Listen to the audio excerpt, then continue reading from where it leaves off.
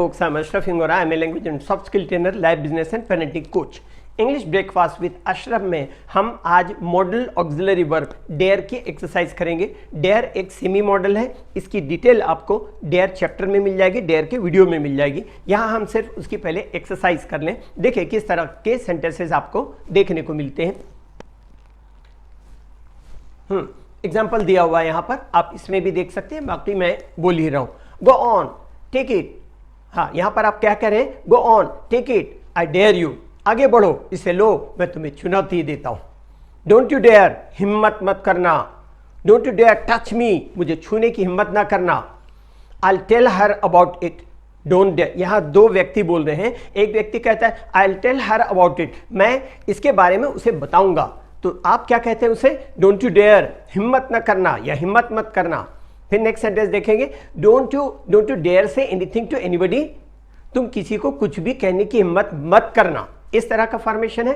Next देखें, he didn't dare to से what he thought, उसने जो सोचा उसे कहने की उसमें हिम्मत नहीं थी। इस तरह से आगे देखिएगा, how dare you talk to me like that, तुम्हें मुझसे इस तरह की बात करने की हिम्मत कैसे हुई। कुछ और एग्जांपल देख लें, how dare you make personal remarks, तुम्हें व्यक्तिगत फप्ती कसने की हिम्मत कैसे हुई।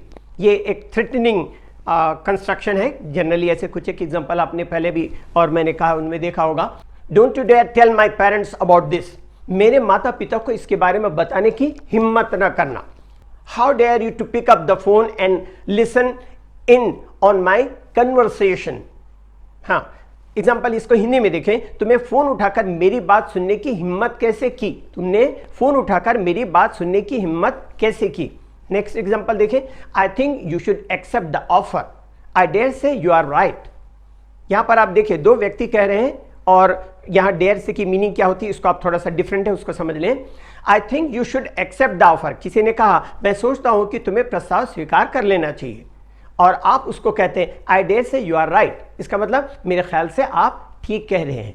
तो यहां पर आई डेयर से एक फ्रेज है जिसका अर्थ होता है मेरे ख्याल से, आगे उसका यूज आप डेयर चैप्टर में और डिटेल में देखेंगे। He was in such a rage I didn't dare to go near him, वो इतना गुस्से में था कि मुझे उसके पास जाने की हिम्मत नहीं हुई। नेक्स्ट सेंटेंस देखेंगे, we were so frightened that we didn't dare to go into the room. यहां पर मीनिंग क्या निकलती है, हम इतने डरे हुए थे कि हमने कमरे के अंदर जाने की हिम्मत नहीं की। ये कुछ एक एग्जांपल्स हैं डेयर के। एग्जांपल्स जो अभी बताया गया है मेरी बुक में ये अवेलेबल है। इस बुक के बारे में मैं कह चुका हूँ, step by step speak English. ये 656 पेज की बुक है, ये मेरी 5वीं बुक है। मैं 7 किताबें लिख चुका हूँ और ये बुक मार्केट में अवेलेबल है। मार्केट से लेंगे 10 से 15% मिलेगा। जिस रेट पर मार्केट में इसको मैं प्रोवाइड करता हूँ बुक शॉप में, उसी रेट पर आपको उसी डिस्काउंट पर 180 रुपीज़ डिस्काउंट पर आप अगर मुझसे डायरेक्ट लेते हैं तो ये आपको अवेल हो जाएगी।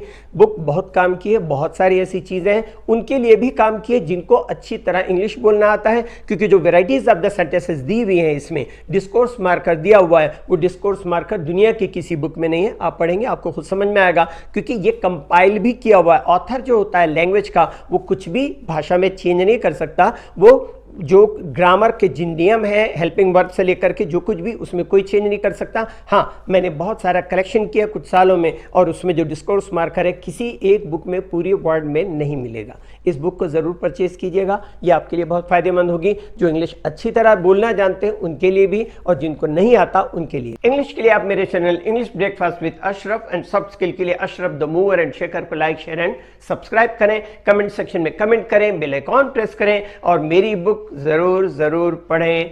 Thanks for watching.